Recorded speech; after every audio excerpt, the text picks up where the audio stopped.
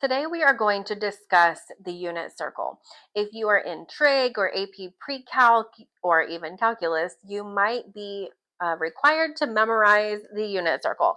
So I'm going to describe and explain to you why this is even a thing and how it works, how to memorize it.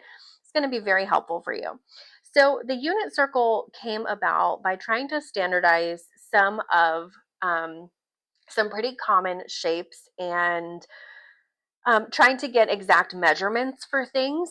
And these kept coming up over and over again. So they decided to standardize this and to make some triangles out of a circle with certain points on it. So basically, how this works is you have a 30, 60, 90 triangle here. You have a 45, 45, 90 triangle here. You have another 30, 60, 90 triangle here. And this one even is a 45, 45, 90 if you connect it. So we are going to discuss how to memorize this. Let's talk about initially the uh, coordinate points. Okay, it's called a unit circle. So we're talking about 1 unit. Okay, that means that the radius is going to be 1 here. If the radius is 1, that means that if this is a coordinate plane here, that this is going to be 1 full step. Okay, and similarly, this is 1 full step, which means that this coordinate point over here is going to be 1, 0. We're going over 1 and staying on the x-axis if you think about it on a coordinate plane.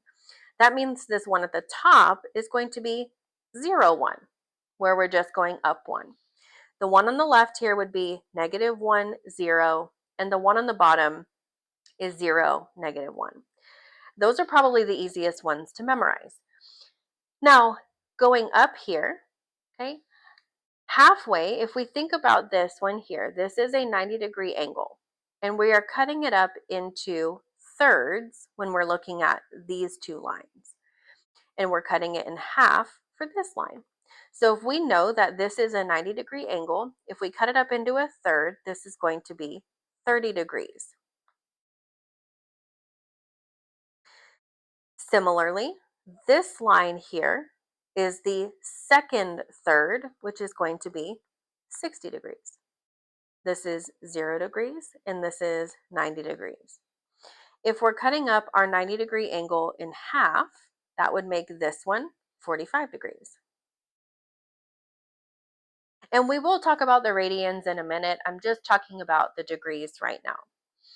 Now, the way that I have memorized this is something actually very simple. You're going to start here on the outside, and you're going to go 0, 1, 2, 3. And then you're going to start on the left, and you're going to go 0, 1, 2, 3.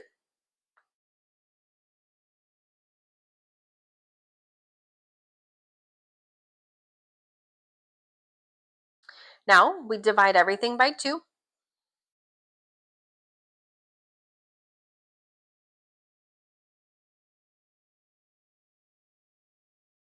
And we put a square root over everything. Now I'm not going to bother putting it over the 1 because the square root of 1 is just 1.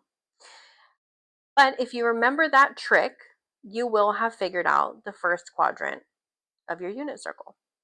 So just to recap that was starting from the outside, 0, 1, 2, 3. Starting from the outside over here, 0, 1, 2, 3.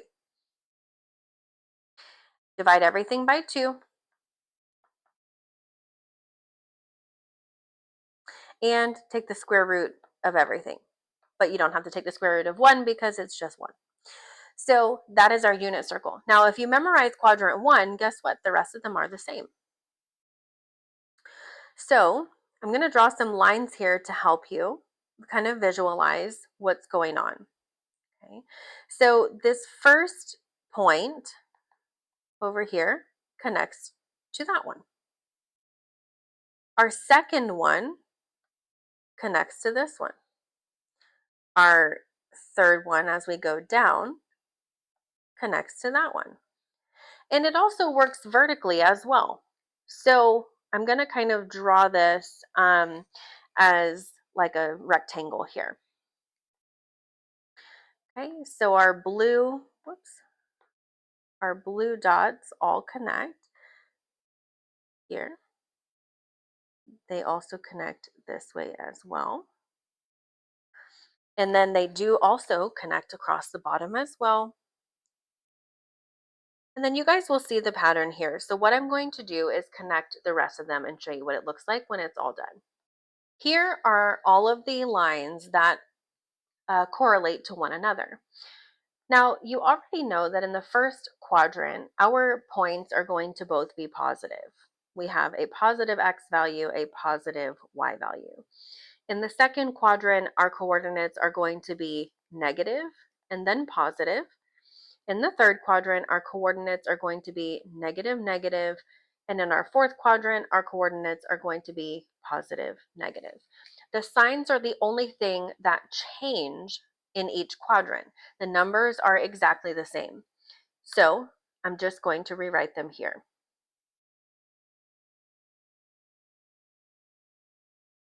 So here in quadrant 2, you will see that we have exactly the same values that we do in quadrant 1.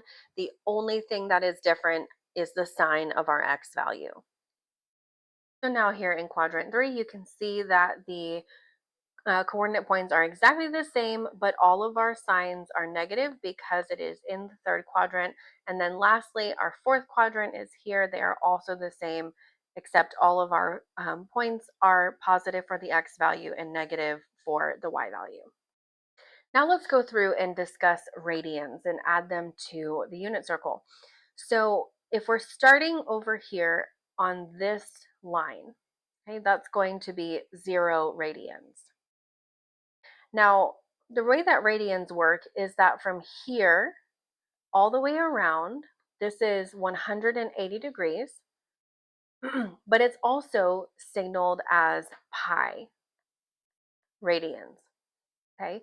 And so as we are going through, we are going to envision this entire half circle as pi, which means that this part would be half of that circle, half of the half circle, which is going to be pi halves, cutting that part into 2.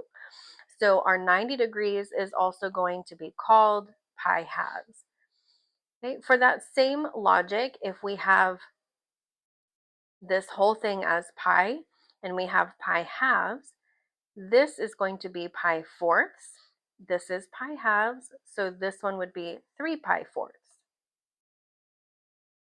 Then we can go ahead and cut up our pi into different slices. So if we cut it into, let's do 6, we have 1 pi 6, 2 pi 6, or in other words, pi thirds. This would be 3 pi 6 or pi halves, 4 pi 6 or 2 pi thirds, and then 5 pi 6 here. So you can see here that our pi, our half circle, is cut into 6. 1, 2, 3, 4, 5, 6 slices. Okay, so now let's go ahead and write those in. We have pi 6, 2 pi 6, or this one's going to end up being pi thirds.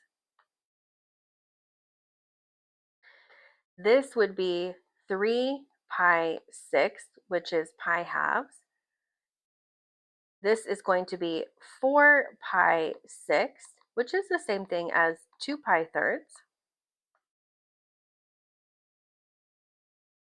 Then we're going to have 4 pi 6, 5 pi 6, which is here. And then lastly, this would be 6 pi 6, which is just pi. Then you can just keep going in that same vein. Okay, if we have sixth, we would have 1, 2, 3, 4, 5, 6. So this would be 7, 8, 9, 10, 11, and 12 pi 6. And then for fourths, we would have 1 fourth, 2 fourths, 3 fourths, 4 fourths, 5, 6, 7, 8 fourths. So hopefully that is helpful for you. Just let me know if you need any further explanation on that. And we will have a part 2 to this video explaining sine and cosine. But for now, make sure that you go ahead, subscribe, and I will see you next time.